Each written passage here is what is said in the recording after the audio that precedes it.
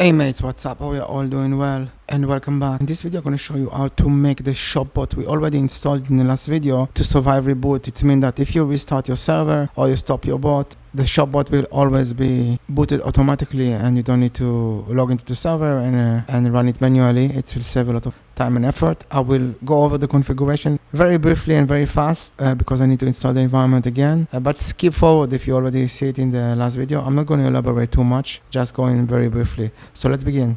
Alright, as you can see, we have the main environment. You can use Ubuntu, Debian, whatever you want. You write Python-V. You see Python is configured with only Python 3 configured, and it's the latest version, so we need to use lower version. I will use a PyEnv for that. It's a version manager that make our life easier to control which version we use on the platform. Let's go to PyEnv repository and copy the dependencies for Ubuntu, Debian, Mint, install them,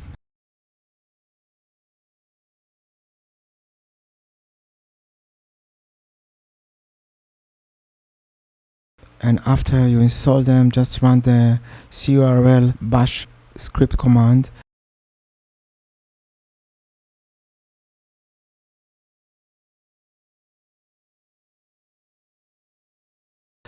And when you finish, copy those 3 lines and make sure to edit the bashrc file. Usually it's on the home directory, and paste those 3 lines somewhere, save the file, and now reload the bashrc file. Just write source and the location of the bashrc, and it's reload the bashrc. Now write python version. You see python take control of the versions of the machine. And now write the command sudo apt install python is python 3. It means that every time we write the command python, it will use python 3 and make our life easier. Okay, now let's install python 3.9. that's the version we use for the bot because it doesn't work with the higher versions. As you can see, python 3.9 has been installed. Let's set this version to be a global on the system, and as you can see, if you write python v, it is the main version, and the pip version is not the latest one. Okay, so let's install the virtual environment. Pip install virtual environment, virtual env, and let's upgrade pip to the latest version just in case. Okay, now what I'm gonna do, I'll write ID. I want to see my user ID information. So my user ID and the group are mentioned. So what I'm going to do now, I'm going to create in our home directory a folder that's called shopbot. And the reason I do it in the home directory because I don't want to deal with all the permission configuration, because sometimes it can stack all the project. I know it's less secure, but it's faster. And I'm going to give this folder, the shopbot, full read-write executable permissions. Yeah, it's not the most secure, but it's work. And change the ownership of this folder to make sure my username, in this case Z, is the owner. Let's change directory back to the shopbot, and let's create virtual environment. Just write virtual VNV, and as you can see, it's created under the shopbot virtual environment folder. You can see you have activate script. Okay, now let's navigate to the grid shopbot project in GitHub. Let's Google it, go to the documentation, and this is the installation procedure instructions. Make sure you have git installed. If you don't have git, just write sudo apt install git. Okay, so we're gonna clone the grid repository, change directory to grid. Make sure you're on the shopbot folder, at your home folder, and let's activate our virtual environment. Okay, it's activated. The reason we use virtual environment is that we want to create to each product different environment. We don't want to have clashes with other environment. We can import, export this environment to other platform, and all the dependency will stay the same. Okay, so now let's install the requirements of the grid shopbot. As you see, it's work because we use the correct Python version. I copy and paste the other installation procedure. Okay, Python core, it'll generate the core file. Okay, has been generated. Now we need to edit the configuration file of the project. So as you can see, I'm enabling only the English language. I don't want to deal with the other languages. And database, keep it the same locally.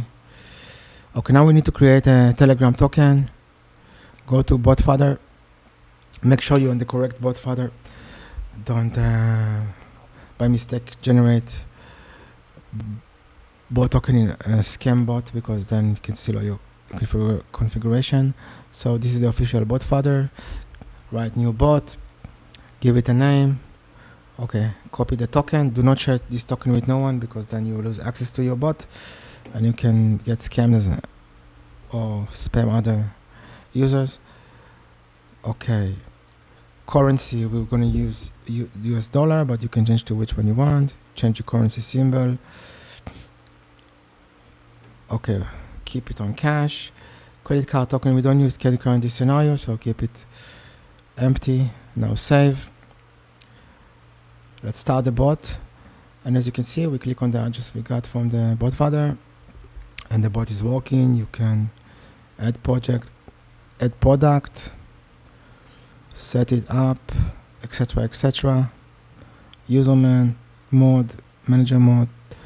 Okay, let's stop the bot. Deactivate the virtual environment. And the next step is to make sure the bot survive reboot and boot automatically every time we start the server. Alright, so in order to do that, we will need to use something that's called systemd. Basically, systemd, it's like a startup boss. It's used in many modern Linux systems. It helps the computer start up, manage services, keep everything running smoothly. You need to interact it with the systemctl command. It's boot up the system, start, stop services, it logs everything. It's very useful. Let's go to the systemd folder under etc, and we will create a service. Let's call this service telegram bot.service. Just create a text file, and I'm copy and paste what I already created before. Now let's go over the text file and explain what exactly is going on here. Actually, now that I think about it, we have ChatGPT, so let me ask ChatGPT to do it for me. One moment. Alright, so unit section. This section describes what the service is and when it should start. So Telegram bot service, this is Telegram bot. And this section say, I want the network to be ready when the bot starts. Yeah, it makes sense. It doesn't wait for, just ask politely, okay. And this section mean that, yeah, when the DNS lookup is working, it means you have access to the internet. Now the service, okay, type simple, just run the program and assume it's running unless it crashes. User, let's use this user and not the root. In your case, you use your own user. And this is the location of the working directory. Before running the bot, go to this folder. Yeah. And this command is to execute the virtual machine. Let's go over it. Python inside virtual environment. Optimize Python remove docstring, your main bot script. Yeah. So this command, run Python in real-time mode, print everything immediately, no buffering, good for logging. Restart, yeah. If the bot crashes, you automatically restart it. Okay, now the install section. This one. Yeah, this means start me when the system reach full multi-user mode.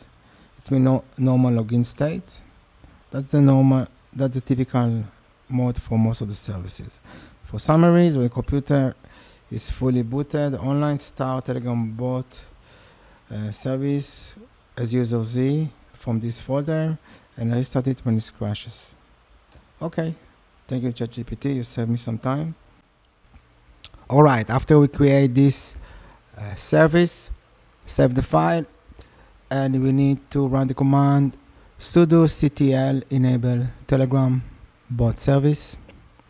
And this command, what it does, it makes sure that it's turned on this service on the startup. So every time it's boot, it automatically will start the Telegram bot service. And after that, we need to write the command sudo ctl daemon reload. So it means that all the services daemons will be loaded to the memory. So let's say you edit a service and you want to update the memory. Instead of reboot the system, just write the command sudo systemctl reload. And after that, write sudo systemctl status and the Telegram bot service. So as you can see now, it's enabled, but for some reason it doesn't run. I don't know why. Let's write the command journalctl -u telegram bot -f. So it showed the logs output and we don't see nothing. Okay, so let's restart the bot again and run the status. Okay, now it's running. Great. And we see the logs. It's up and running. Let's check the bot is running. Yeah, the shop is running. Okay, we can see product. Okay, let's stop. Okay, now let's check that if we reboot the system, when it's boot up, we can still get access to the bot and it's boot automatically.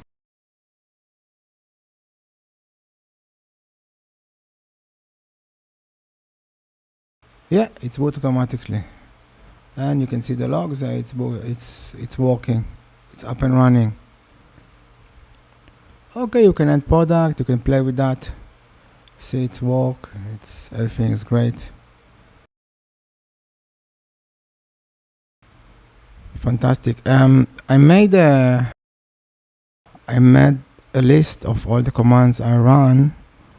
I don't know where I upload it, but I'll find a place to upload it, and because I cannot copy it to the YouTube description for some reason, it doesn't like it.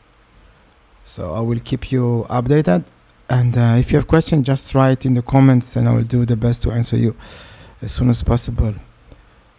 That's it. Thank you very much and have a nice day. Cheers.